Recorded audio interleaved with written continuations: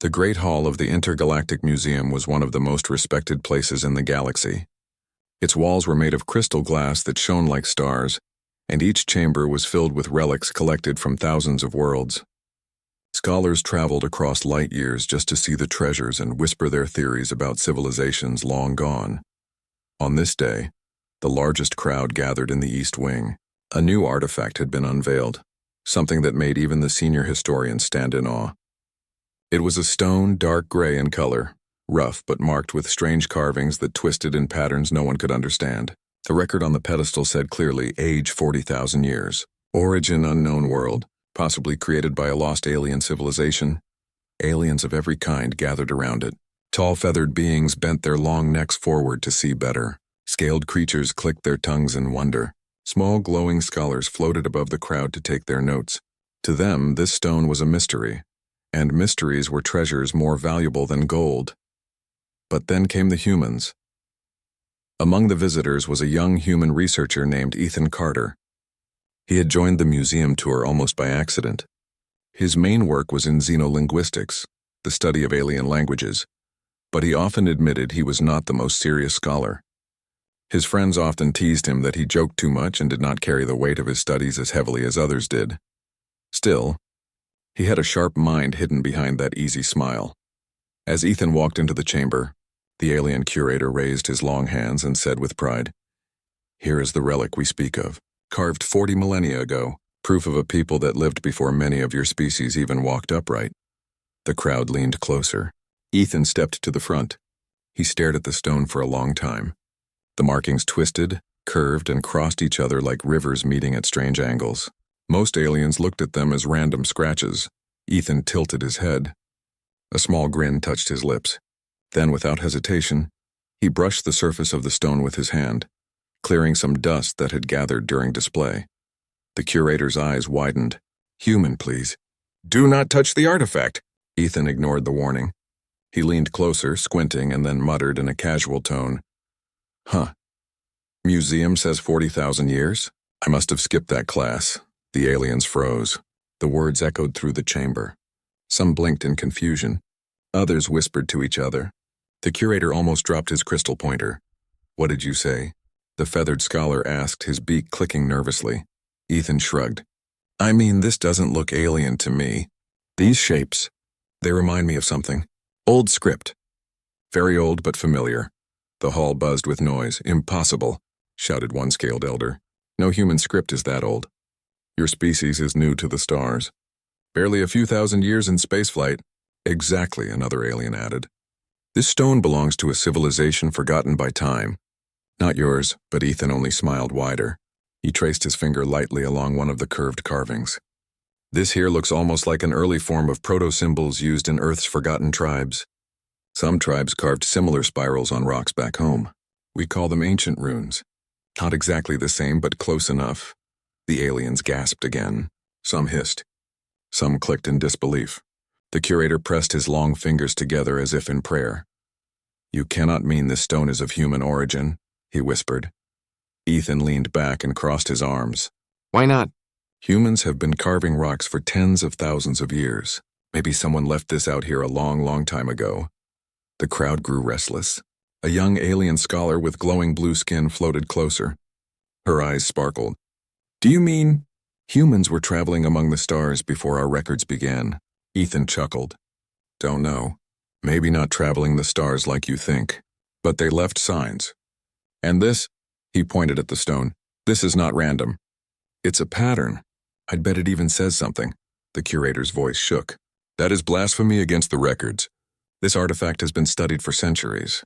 None have been able to read it. Not the scholars of Tenril, not the thinkers of Varen. You say you can?" Ethan shrugged again. "Well, I skipped a lot of classes. But some things stick." Laughter rose from a corner of the chamber.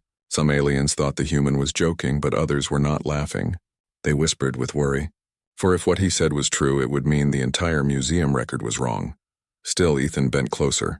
His hand hovered above the stone. Strangely, as his palm came near, the markings glowed faintly, like silver fire hidden deep in the cracks. The hall went silent at once. The curator nearly fell over. "It reacts to him," he cried. Ethan blinked. "Well, that's new." Every alien stared as the stone pulsed once, twice, then settled again. The markings were brighter now, enough for the crowd to see them clearly. Ethan's grin faded into something more thoughtful.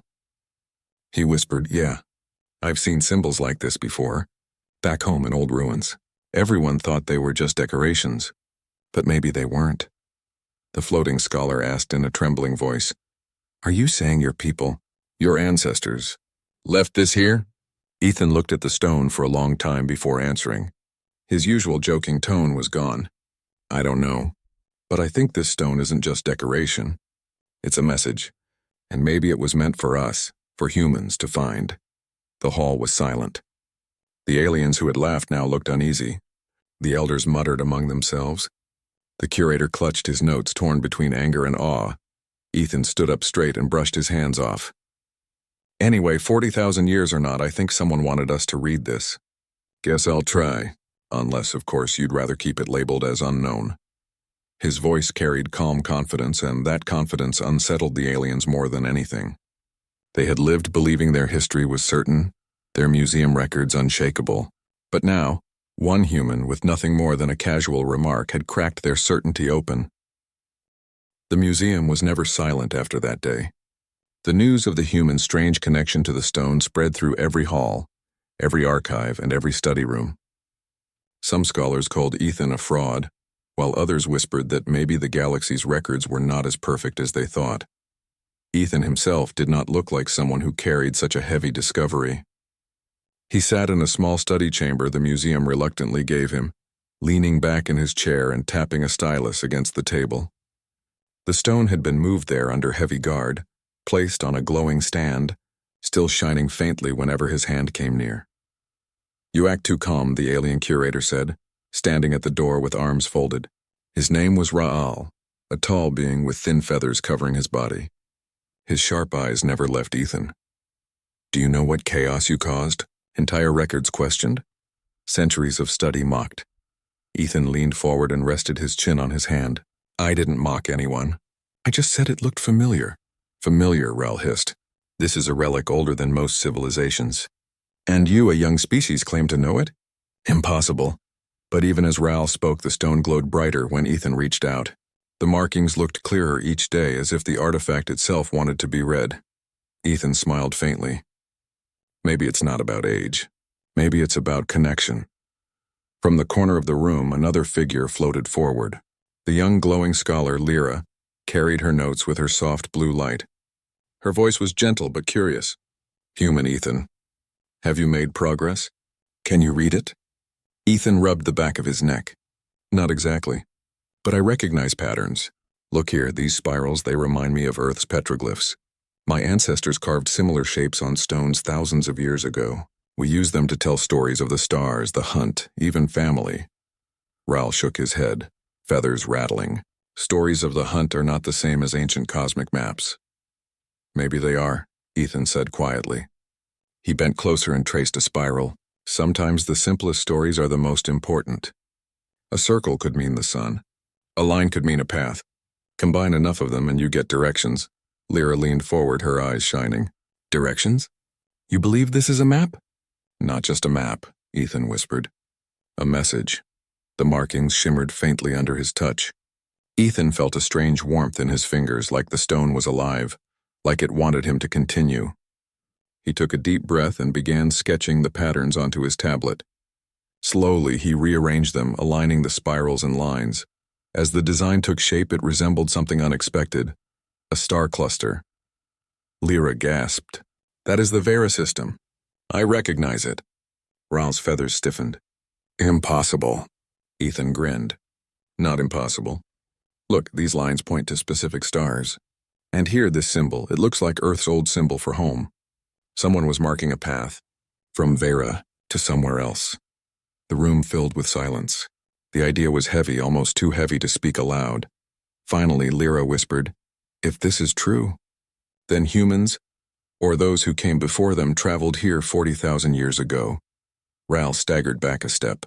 His faith in the museum records wavered like a candle in the wind. He wanted to deny it, but the glowing stone refused to let him. Ethan stood, stretching his arms. "Well, that explains why I felt it was familiar. Maybe my ancestors left this, or maybe someone wanted humans in the future to discover it. Either way, it's not just decoration. Lyra floated higher in excitement. We must tell the Council of Scholars. But Raoul raised his hand sharply. No, this discovery will not leave these walls. Do you understand what it means if the records are wrong? The foundations of our history will crumble. Civilizations depend on truth. We cannot allow a human's guess to destroy it. Ethan tilted his head. So you'd rather keep the wrong truth than face the right one? Raoul's eyes narrowed. Better a stable lie than a dangerous truth, Lyra gasped. Curator, you cannot mean that. But Ethan only smiled sadly. That's what I expected. The truth scares people more than lies ever could. He tapped his tablet and projected the star cluster above the stone. Still, the message is here. And now that I see it, I can't unsee it. The projection floated in the air, spirals and lines glowing like stars. Even Raoul could not look away. Suddenly, the stone pulsed with a stronger light. The markings glowed as if activated by the projection. A deep hum filled the chamber. Ethan stepped back in surprise. Lyra covered her mouth in awe. The spirals shifted, reshaping into clearer symbols, almost like words. For the first time, the markings looked less like random scratches and more like a language. Ethan whispered, "It's responding. It's waiting for someone who can read it." Lyra's voice trembled. Someone human. Raoul's feathers fell flat in defeat. His voice was hollow. Then the records are wrong. Ethan stared at the glowing stone, his heart racing. The casual grin he always wore was gone now, replaced by determination.